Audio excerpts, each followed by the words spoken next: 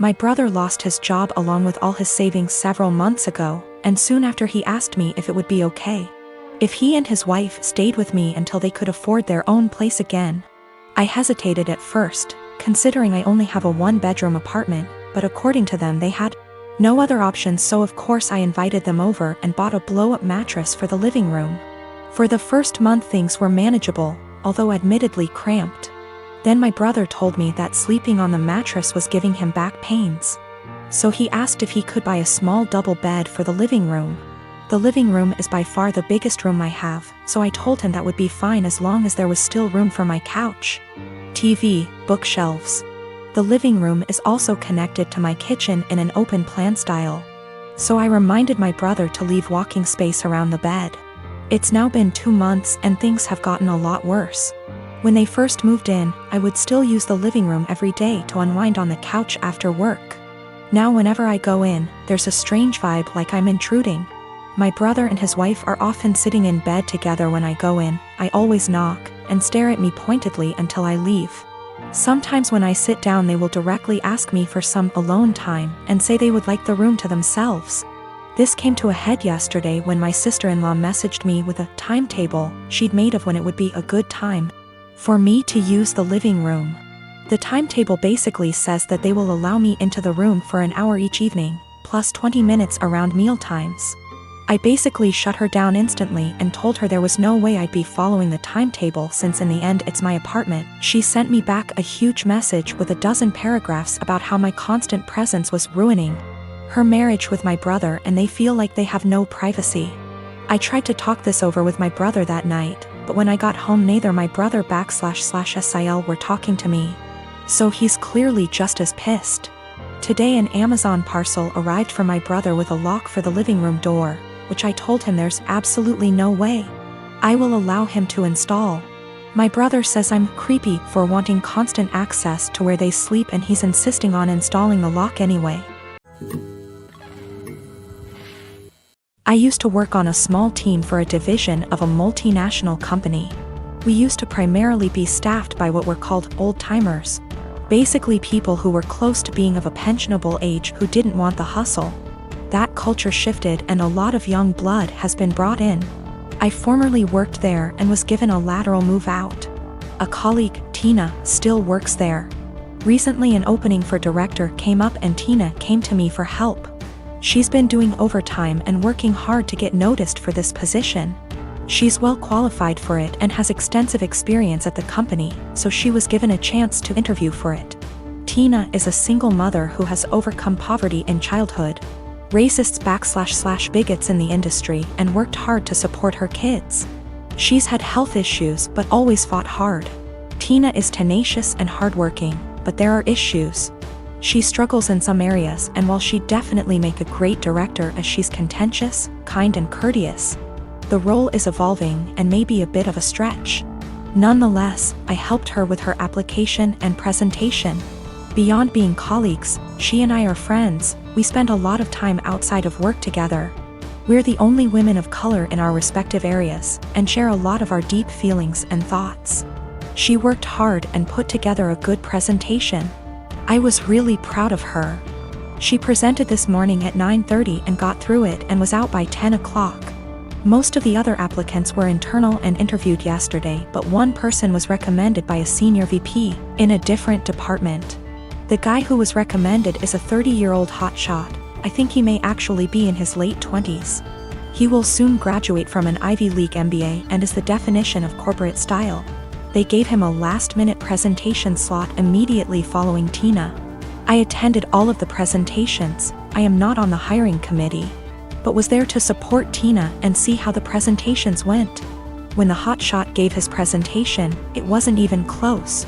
The 20 of us sat in the room and were dumbfounded. Not only was his presentation visually appealing, but he noticed details none of us ever did, and he developed a pitch that was so innovative that our AVP asked to use a tagline he created. His technical analysis was so spot on that it was spooky. He understood issues facing our business unit without having to be told and had ready solutions to solve the problems. Questions they asked him were more about how he'll do things when he takes over the role. It was made very clear to him that this was his job, and they even provided an unofficial tentative start date. It is very clear that he understands the industry and his past experiences, such as professional work experience as well as winning top case competitions and academic awards, prepared him very well. The presentations were in totally different leagues. After he finished, he made a self-deprecating joke and took questions. He thanked us and left. We all sat there for a minute chatting when the AVP very loudly told the HR director to offer significantly above the salary and hammer out a start date immediately and get a contract signed. The VP who recommended him knew him from the MBA program, as the VP is a case coach there. He said he'd be his reference, and they are skipping all the formalities and going right to the offer. Tina has no idea. She was so happy with her performance, and she's sure she nailed it. She did well, about as well as the other candidates, but this guy is out and out in a different league. Just based on that, I too would hire the other guy. She's sitting on cloud 9 at her desk and planning a celebratory dinner to celebrate her performance. She was told decisions would be made in a couple of weeks. At this rate, it's likely she'll be informed that she didn't get the job well before 5 p.m. I really don't know what to do or say. If she asks, should I be honest about this guy's presentation? Should I avoid her the rest of the day? I want to support her, but have no idea how to even begin talking to her.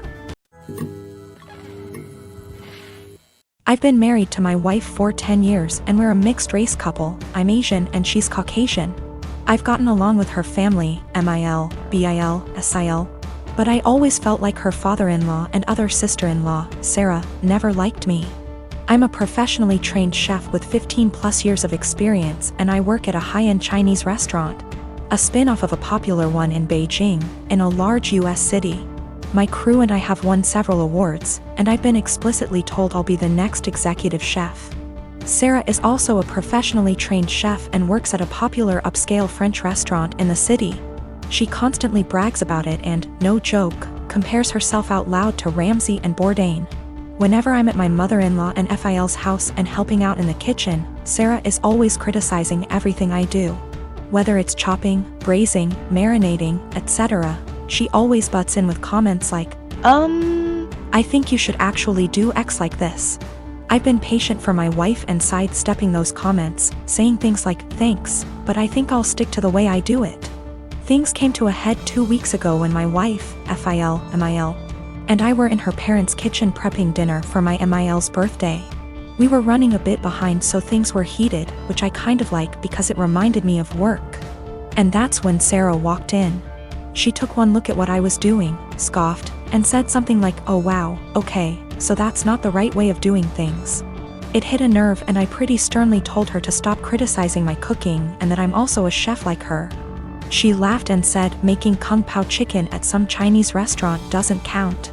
The kitchen went silent, father-in-law snorted / chuckled, and my mother-in-law yelled, Sarah, what is wrong with you?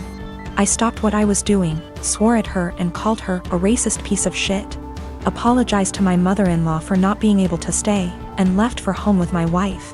Apparently this caused a massive fight after we left, with my MIL / BIL / other sister-in-law taking my side and my FIL / Sarah saying it was a joke but kind of true and that I was being too sensitive.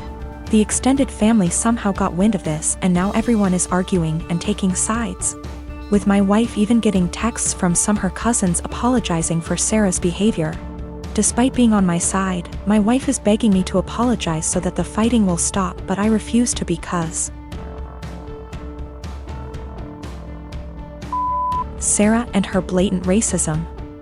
I'm a chef working at upscale Chinese resto, my sister-in-law is a chef at upscale French resto. She's critical of my cooking skills and has now called it making kung pao chicken at a Chinese restaurant. Family at war, wife begging me to apologize. My wife has also informed me that now Sarah may be in trouble at work and she's blaming me for it. Apparently one of her co-workers heard her rant about what happened and reported it to management. So it looks like one of my wife's cousins found this post and put it on Sarah's Facebook wall going, this is you, right? Her FB friends are starting to comment with things like, if this is you, Sarah, then I'm disappointed. I think Sarah's still at work, shit might be hitting the fan soon, and now my wife is pissed too. My wife got a call from Asael. From wife's paraphrasing. Sarah started screaming / crying at her the moment my wife picked up and said that she just got demoted because of her Asian slur husband.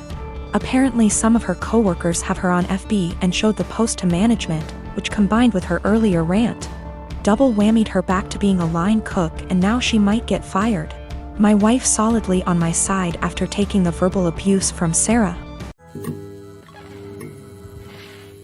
I always had good grades in high school, was home on time, cleaned the house, etc.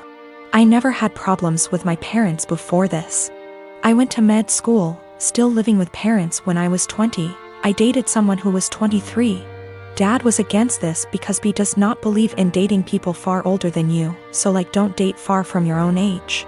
And says I cannot date Jay. Argument breaks out. Dad says it's his house, so either I agree or I move out. I say it's not fair as Jay has a job, goes to college, has future plans, etc. Dad kicks me out. Mom agrees with his decision. Little bro was only 14 at the time. I moved with Jay, his family was supportive, helped me with my college. I went to another college due to financial reasons. Finished my required years but still kept in touch with my lil bro years later, me and Jay, with the help of his parents. Got a small house. Like really small, but I'm happy with it. I ended up giving birth to a sweet baby girl. I let my lil bro know that he could come see her when he was able to. He came a few times. Today, bro came to see the baby and asked when I was going to let mom and dad see her since they wanted to reconnect. I said never and that I wasn't going to forgive them. Bro says I'm being unreasonable as they were just strict and trying to protect me. I say that's bullshit because dad shouldn't have kicked me out over age. Bro says I should at least let mom come because she didn't want to agree with it. I say mom was able to do something but didn't, but that bro's situation was different because he was only 15. Bro is upset because he says mom and dad regret their decision and just want to reconnect and that I am dragging this entire situation. I told him that if he thinks I'm dragging it out, then he can stay out of my life too. He's angry and says that I need to move on and that I shouldn't be withholding them from seeing their grandchild. I say that they disowned me and so have no grandchild from a daughter that doesn't exist. I don't hate my bro, and I kinda get what he is saying, but I just have a resentment for my parents. It's not like I had a baby just to put it against them, but my lil bro thinks I'm going to go die on a hill with them for something done several years ago, and it's petty. I want a relationship with my bro, just not my mom and dad.